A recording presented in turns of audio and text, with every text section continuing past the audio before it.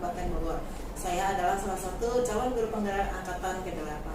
Pada kesempatan kali ini saya tidak sendiri, saya ditemani oleh Ibu Eva Rahayu Agustiani. Beliau adalah salah satu guru matematika di SMP Dar El Salam. Assalamualaikum Bu Eva, bagaimana kabarnya? Waalaikumsalam warahmatullahi wabarakatuh. Alhamdulillah sehat. Alhamdulillah ya, mudah-mudahan sehat terus dan semangat terus. Oke, hari ini kita akan melakukan percakapan pra-observasi.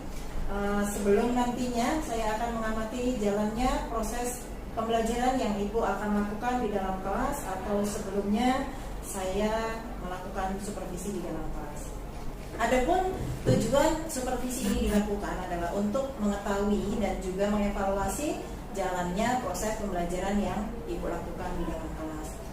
Nah, dan kenapa hari ini kita melakukan percakapan pra-supervisi atau pra-observasi sebagai persiapan awal sebelum nanti Ibu melakukan proses pembelajaran, supaya Ibu lebih siap dan lebih percaya diri sehingga Ibu bisa memberikan pembelajaran yang terbaik kepada murid-murid kita. Nah, nanti ada beberapa pertanyaan yang akan saya sampaikan ke Ibu terkait dengan proses pembelajaran yang akan Ibu laksanakan di kelas nanti. Oke, gitu ya Bu ya? Sudah siap? Siap. Oke, pertanyaan pertama. Dari proses pembelajaran yang akan Ibu berikan di dalam kelas nanti, apa tujuan pembelajaran yang ingin Ibu capai? Ya, hari ini nanti kita akan membahas materi baru, bab baru ya Bu ya, tentang perbandingan. Nah, karena materi awal berarti otomatis kita berkenalan materi awal, konsep dasar dari perbandingan. Jadi harapannya nanti tujuan pembelajarannya siswa bisa memahami dalam kehidupan sehari-hari bentuk-bentuk perbandingan, konsep dasar dari perbandingan itu sendiri. Jadi ketika ada jenis-jenis perbandingan, siswa udah tahu tuh dalam kehidupan sehari-hari ini yang perbandingan bisa kita hubungkan dengan materi perbandingan. Oke, jadi nanti yang akan kita pelajari, tujuan pembelajarannya kita bisa menerapkan perbandingan itu dalam kehidupan mereka sehari-hari. Oke. Kemudian pertanyaan yang kedua, bagaimana dengan area pengembangan yang ingin Bu Eva capai atau ingin Bu Eva amati dalam proses pembelajaran yang nantinya akan Ibu lakukan di kelas? Ya, tentu karena perbandingan awal berarti harapannya siswa itu konsep dasar dari perbandingan itu, karena kan nanti ada perbandingan yang lain ya Bu ya. Jadi dasar dulu mereka paham, dengan dasar pecahan sebelumnya masuk ke perbandingan, langsung lanjut nanti anak bisa berpikir kritis, bertemu soal-soal yang berhubungan dengan perbandingan. Oke, jadi area pengembangan yang Ibu ingin capai itu berkaitan dengan aspek pengetahuan dan aspek keterampilan ya. Oke, kemudian pertanyaan yang ketiga yang pengen saya dengar dari Ibu, bagaimana rancangan pembelajaran yang ingin Ibu terapkan di dalam kelas, mungkin dari strategi pembelajarannya ya. Untuk strateginya nanti seperti biasa di awal kita akan persepsi dulu anak-anak dengan bentuk-bentuk perbandingan dalam kehidupan sehari-hari, konsep dasarnya, materi pendukung, terus nanti kita akan bagi kelompok dengan mereka menyelesaikan masalah yang ada di lingkungan mereka, terus nanti dilanjutkan dengan ada latihan mandiri, terus baru penyimpulan, dan kita tutup dengan refleksi anak-anak pelajaran hari ini apa yang diperoleh biar kedepannya masih bisa dipahami dan tidak lupa. Baik, oke. Kemudian yang keempat, bagaimana dengan media pembelajaran yang akan Ibu gunakan dalam pembelajaran di dalam kelas nanti? Ya, medianya tentu yang ada di sekolah ya Bu ya. Seperti biasa kita pakai LCD yang sudah ada berarti pakai PowerPoint. Terus nanti anak-anak dikasih LK. Nanti hubungannya membandingkan benda-benda yang ada di sekeliling sekolah ini. Mungkin nanti ada beberapa siswa yang menuju ke lapangan, ke tempat berdasarkan tugas kelompok yang nanti akan dikasih. Oke, ini pertanyaan terakhir. Jadi nanti untuk kegiatan supervisi nanti, kira-kira nanti jadwalnya di kelas mana, jam berapa, kemudian hari apa? Hari ini hari Rabu ya Bu ya. Terus nanti jamnya setelah jam istirahat di kelas 7B kelas putra. Oke, baik. Nanti jam 13.00 di kelas 7B nanti saya akan masuk di dalam kelas untuk melakukan supervisi kelas. dan melihat serta mencatat hal-hal apa saja yang saya lihat dalam proses pembelajaran yang Ibu lakukan. Kemudian setelah Ibu melakukan proses pembelajaran di dalam kelas nanti, kita akan melakukan percakapan lagi, yaitu percakapan pasca observasi di dalam kelas dengan didampingi pengajar praktik saya, Bapak Yobi yang Wapri. Ya, bersedia ya Ibu ya? Alhamdulillah. Oke Bu Eva, sebelum kita akhiri percakapan ini, kira-kira apa yang Ibu dapatkan dari percakapan kita hari ini? Oke, mungkin dengan percakapan ini bisa lebih detail lagi, mungkin nanti ini apa yang tertinggal nih untuk nanti ketika supervisi, jadi lebih siap lagi mungkin nanti ketika di supervisi. Oke. Terima kasih banyak waktunya Bu Eva. Mudah-mudahan nanti proses supervisi di dalam kelasnya berjalan dengan lancar dan dimudahkan. Oke, terima kasih banyak Bu Eva. Wassalamualaikum warahmatullahi wabarakatuh. Waalaikumsalam. Assalamualaikum warahmatullahi wabarakatuh. Ya, siang-siang begini tetap semangat belajarnya. Sudah makan semuanya ya? Sudah makan siang? Siapa yang belum makan? Siapa yang nggak makan? Ya, udah makan kan? Udah istirahat, berarti tetap harus semangat belajarnya ya. Oke, sebelum dimulai belajarnya, tadi sudah istirahat. Tadi yang pertama berdoa tidak? Berdoa. Karena sudah istirahat, kita berdoa lagi ya. Kita biasakan tiap mau belajar berdoa lagi. Yuk, silakan Kirana doanya. Perhatian, siap, membaca doa. Bismillahirrahmanirrahim. Rabbi zidni ilma warzuqni fahma. Ya Allah, tambahkanlah ilmuku dan pertinggilah kecerdasanku. Amin ya rabbal alamin. Oke, sebelum dimulai, sehat semua kan? Gak ada yang sakit? Kenapa Janeta? Sakit apa? Sakit hati? Hah? Batuk. Oh, batuk. Minum air dingin tadi? Ya. Biar tambah? Sakit. Oke, sebelum dilanjut, siapa yang hari ini gak masuk? Kenapa gak masuk temannya? Ada yang sakit dalam izin. Oke, Raisa dan Akila ya. Oke, sebelum kita mulai, mau permainan dulu? Ayo main. Dulu ya. Pernah lihat? Suka nonton TikTok kan? Ayo main. Dulunya adalah move on. Dua tambah dua sama dengan 5. Oh iya. 7 tambah 4 sama dengan 7 tambah 4 7 tambah 4 12. Oh iya. 6 tambah 1 8. Oke, mulai lagi ya. Cluenya adalah move on. Jadi kita harus move on. Ingat ya, move on. 1 tambah 3 7.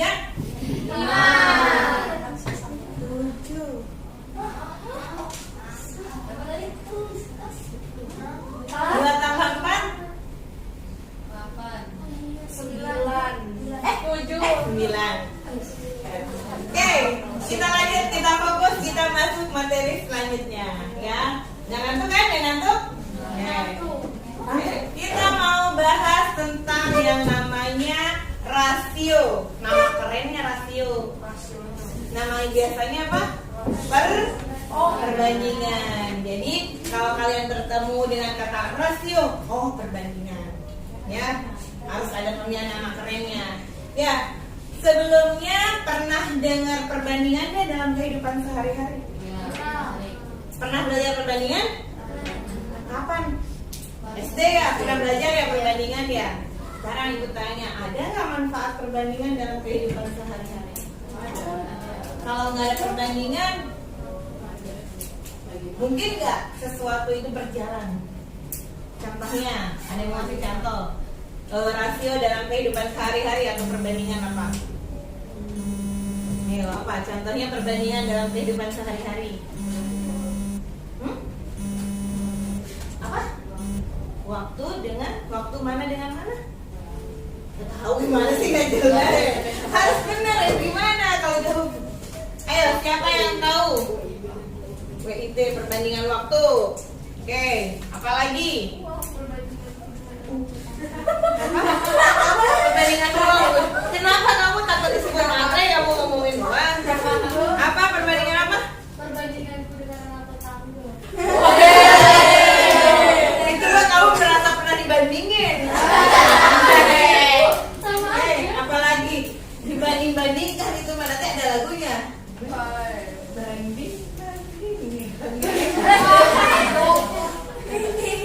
Oke, contohnya, nih contoh realnya. Nah, ada yang mau jadi pengusaha bakery, roti. Jangan bakery. Nah, sekarang kenapa harus punya perbandingan nih? Di sini ibu kasih contohnya, ada yang mau bikin roti dan koki. Harusnya kebayang nih, apalagi yang ikut smart cooking. Kalau sudah sama Bu Wiwi kan ya, dikasih resepnya nih, dikasih resep sama Bu Wiwi kemarin bikin apa contohnya? Contohnya bikin dimsum gitu kan ya? Perbandingan daging dengan tepung. Udah cobain kan, kalian nyobain kan? Terus wah enak nih, wah mau jual deh, mau dibikin jualan. Terus perbandingan tepung dan ayamnya, dengan dagingnya sudah tahu. Terus suatu hari bikin lagi, perbandingannya beda. Sama nggak rasanya nanti? Beda. Iya nggak? Sama ketika membuat roti juga, perbandingan antara terigu, mentega, telur gitu kan ya.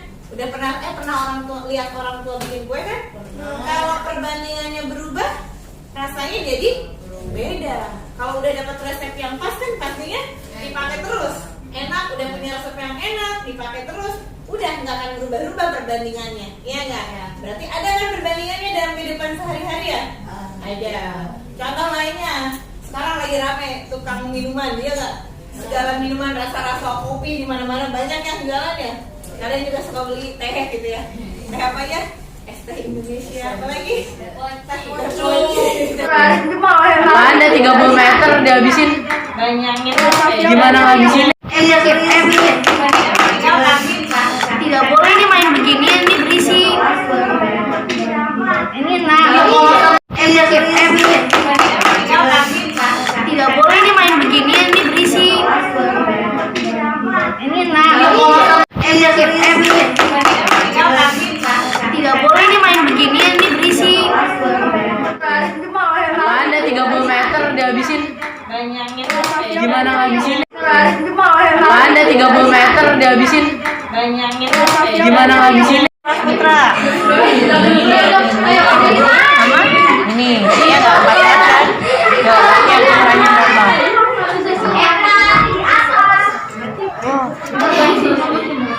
Putra. Sama? Ini dia nggak 4 kan? Nggak, yang ukurannya berapa?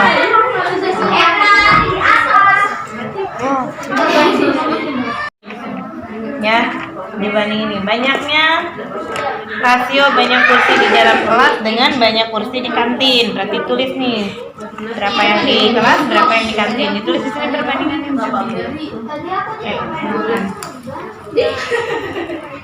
Ini 25 kursi di kelas. Di kantin. Iya udah makan. Ya udah ditulis terus rasio sepeda dengan banyaknya motor. Ya udah bandingin. Iya. Jawab sesuai dengan pertanyaannya. Iya udah makan. Ya udah ditulis terus rasio sepeda dengan banyaknya motor. Ya udah bandingin. Iya. Jawab sesuai dengan pertanyaannya. Orang yang kacamata 6 tambahin ini benar 18. Terus yang tidak pakai kacamata 16. Iya udah berarti di sini kan. Nah ini jawaban di sini dari tabel yang udah kalian isi.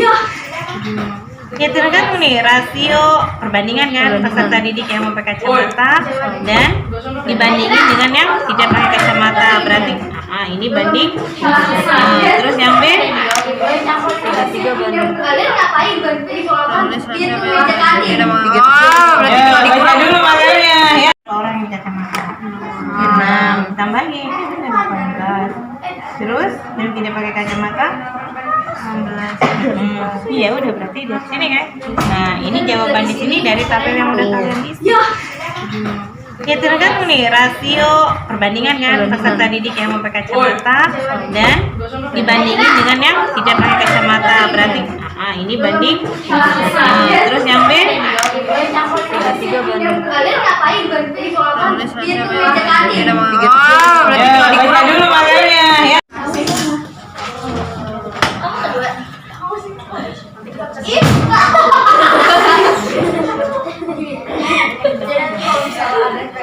Ya, silakan dibuka. Assalamualaikum warahmatullahi wabarakatuh. Waalaikumsalam warahmatullahi wabarakatuh. Kami dari kelompok 5 akan membuat banyak sepeda dan motor di tempat parkir. Maskernya dibuka biar kedengaran. Enggak, aku kenceng kan dia yang ngomong. Banyaknya sepeda di tempat parkir ada 6. Banyaknya motor di tempat parkir ada 98. Banyaknya sepeda dan motor seluruhnya di tempat parkir 104.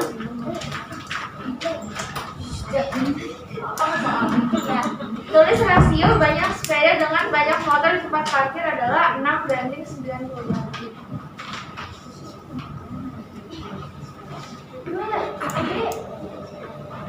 Tulis rasio banyak motor dengan banyak sepeda di tempat parkir 98/6.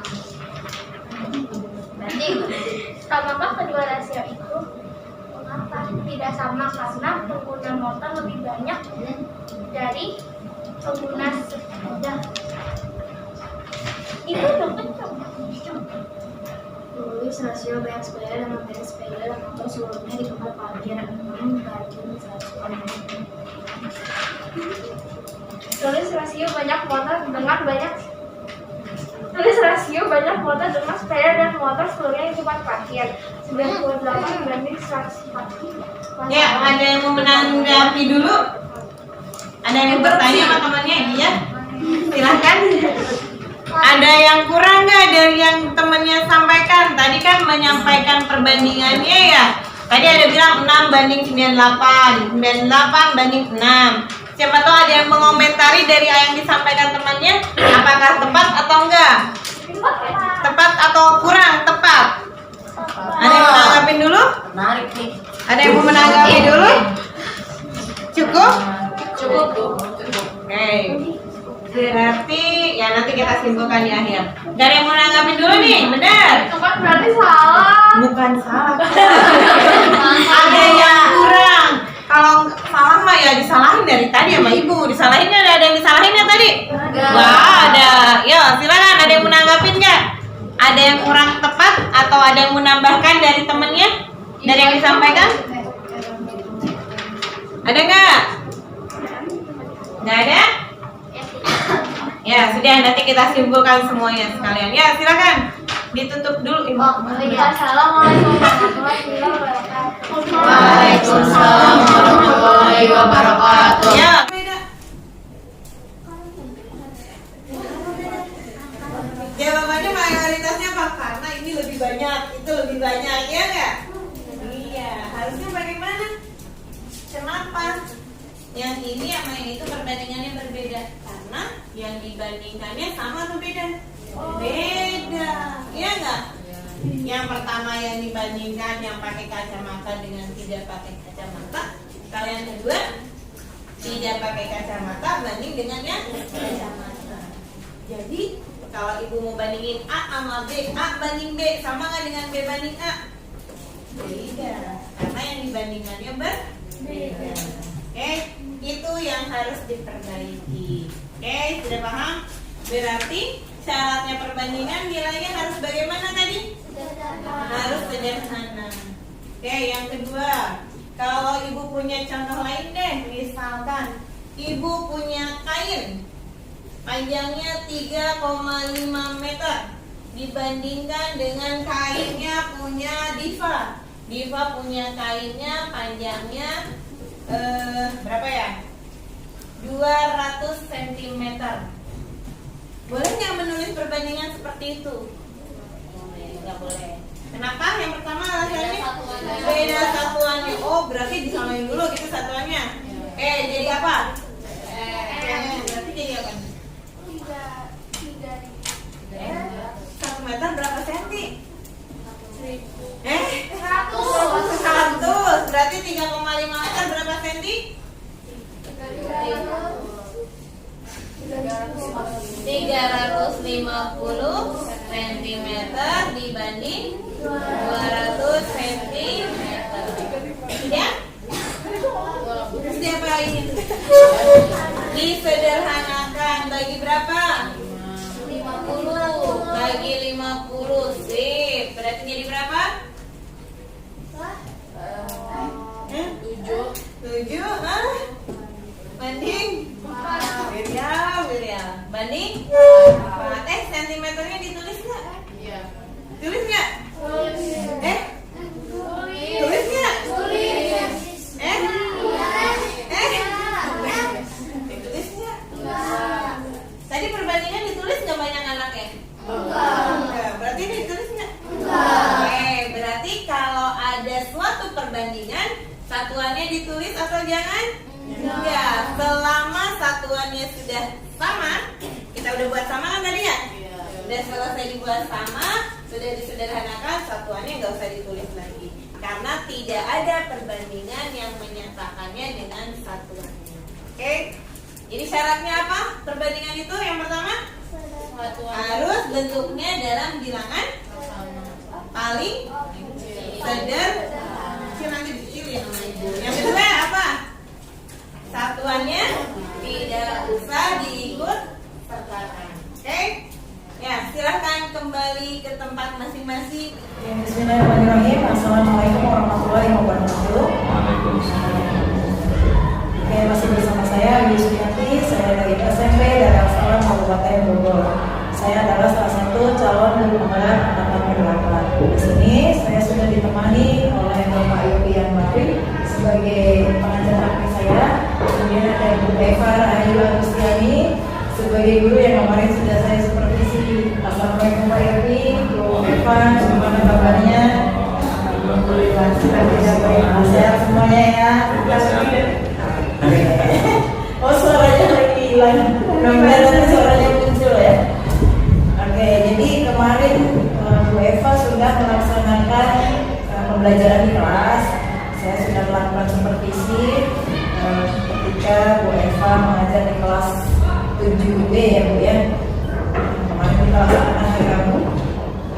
Nah, dari pelaksanaan pembelajaran di kelas 7B kemarin, secara keseluruhan sudah berjalan dengan baik. Dari langkah-langkah pembelajarannya juga sudah sesuai dengan SOP. Hanya saja ada sedikit catatan dari saya. Yang pertama, mungkin Bu Eva perlu menambahkan sumber belajar, bukan sumber belajar media pembelajaran yang lebih variatif. Misalnya Ibu bisa tambahkan video agar anak-anak lebih minat untuk belajarnya lebih tinggi, kemudian pemahaman terhadap materi yang Ibu sampaikan itu lebih dapat ya, seperti itu. Kemudian yang kedua mungkin lebih diperdalam lagi penggunaan mindfulness. Kemarin kita sudah belajar ya hari Sabtu, dan bisa juga ditambahkan memperdalam KST, kompetensi sosial emosional. Pada kesempatan kali ini mungkin kita ada sedikit diskusi, beberapa pertanyaan mungkin nanti akan saya sampaikan ke Bu Eva. Mudah-mudahan Bu Eva perkenannya menjawab. Ya, mari kita mulai. Boleh. Oke. Nah, pertanyaan pertama, bagaimana perasaan Bu Eva setelah kemarin pelaksanaan pembelajaran di kelas, kemudian saya supervisi di dalam kelas? Bagaimana perasaannya Bu Eva? Pertama, perasaannya alhamdulillah senang karena pembelajaran berjalan dengan lancar, walaupun ada beberapa kendala sebelumnya Bu Bibi, karena sebenarnya mau mempersiapkan video mungkin kendalanya qadarullah laptopnya bermasalah Bu Bibi ya, jadi persiapannya mungkin ada yang kurang, ada salahnya, ada beberapa yang entah di mana gitu kan ya, karena baru di servis laptopnya gitu. Tapi sejauh ini alhamdulillah antusias anak-anak lumayan bagus karena ya berjalan semuanya, jadi semoga alhamdulillah senang hasil pembelajarannya. Ya, mungkin karena kemarin ada beberapa teknis ya, mudah-mudahan kedepannya bisa teratasi. Oke, kemudian yang kedua, Bu Eva, apa yang menjadi hambatan ketika kemarin Bu Eva melaksanakan proses pembelajaran di dalam kelas? Yang pertama tadi ya Bu, yang video itu sebenarnya ada, cuman yang kendala itu harusnya bisa mencari lebih lagi karena kendala mungkin ya, karena kita sudah biasa teknologi ya Bu ya. Ketika teknologinya tidak ada, ya macet gitu kan ya. Kendala yang kedua karena kemarin saat diskusi mungkin ya Bu ya. Karena kemarin kita diskusinya kelompoknya mencari datanya keluar kelas gitu kan ya. Ada yang anak udah nyampe, ngapain ya, udah selesai duluan gitu kan ya. Ada yang anak masih mencari data gitu kan. Jadi selesainya tidak sama-sama, akhirnya ada yang udah selesai malah ngobrol, yang belum selesai masih berkutik dengan menyelesaikan tugasnya. Oke, kira-kira hambatan atau kendala yang Ibu alami itu ada faktor penyebabnya enggak? Penyebabnya ya salah satunya ya mungkin kecepatan anak mengumpulkan data saja sih, terus apa ya, koordinasi anak-anak kayak gitu. Anak-anak tidak ada beberapa anak yang tidak terbiasa berdiskusi mungkin yang dulu ya, jadi biasanya ngandelin temennya. Oke, kemudian menurut Bu Eva, dari proses pembelajaran yang Bu Eva lakukan kemarin, bagian mana nih yang sudah berhasil? Anak-anak sih bisa menyimpulkan ya tentang hasilnya, cuman ada satu pertanyaan kemarin yang dulu yang mereka menyimpulkannya kurang apa, masih bahasa anak-anak gitu, jadi nggak masuk ke babnya gitu, tidak bisa tidak ada pokok bahasan yang lebih rinci gitu, masih kayak gitu deh jawabannya, masih bahasa anak-anak. Jadi mungkin di proses penyimpulannya itu mereka agak keluar dari konteks ya. Oke. Kemudian hal positif apa yang sudah Bu Eva lakukan selama proses pembelajaran? Yang anak-anak lumayan kemarin ketika dikelompokkan, terus mereka bisa mencari info, mereka termotivasi lagi sih untuk belajar dari berbagai, mereka beda-beda ya materinya, begini dulu ya tugasnya. Mereka lebih motivasi, jadi nggak melihat kelompok ini apa, kelompok itu apa gitu kan ya. Karena beda-beda, diferensiasi ya materinya gitu kan, data yang dicari beda-beda. Jadi anak-anak lebih motivasi. Gitu. Lumayan sih dengan kerja kelompok, ada beberapa apa mungkin yang buat jadi kelompok anak antusias, ada yang mungkin buat ini mungkin tepat buat kelompokan. Oke, jadi rencananya nih Bu Eva untuk meningkatkan proses pembelajaran agar lebih optimal gitu ya. Rencana Bu Eva bagaimana nih? Ini kan untuk bab ini sebenarnya lebih banyak ke kehidupan sehari-hari ya Bu ya. Jadi lebih banyak ditampilkan video-video gitu kan ya, jadi lebih menarik. Tadi jadi di kelas yang lain tadi saya udah tampilkan video, anak-anak lumayan apa ya, termotivasi belajar karena nonton dulu, oh gini gitu. Ya jadinya lebih pembelajarannya lebih menarik buat anak-anak, lebih masing-masing. Mungkin di medianya yang dulu ya yang akan lebih dikembangkan. Oke, jadi kira-kira kapan ini mulai untuk melakukan perubahan untuk meningkatkan apa ya, kualitas pembelajaran Bu Eva di dalam kelas? Alhamdulillah sih tadi sudah dimulai ya. Tadi sudah dimulai, videonya ditampilkan. Mungkin nanti tambahin kuis-kuis yang menarik buat anak. Bukan biasanya sih saya suka beberapa kali ngasih tahu kayak gitu Bu ya, lumayan menarik buat anak-anak ketika ditampilkan tahu, jadi buat anak senang gitu ya, berhasil gitu. Lebih apa ya, lebih membuat pembelajaran mereka bahagia gitu, senang bisa terjadi gitu. Ya, berarti sudah terasa ya bedanya dari perubahan-perubahan yang Bu Eva itu lakukan, sudah kelihatan dampaknya di siswa seperti itu.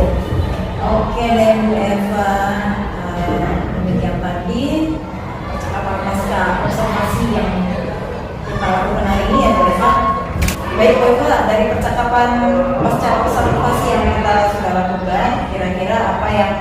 yang mendapatkan? Yang saya dapatkan karena dengan observasi ini berarti kan harus lebih banyak persiapan kemudian. Cuman persiapan saya mungkin yang kurang, jadi contohnya persiapannya harus lebih matang-mati, lebih bervariatif lagi, media dan ajar harus lebih variatif lagi.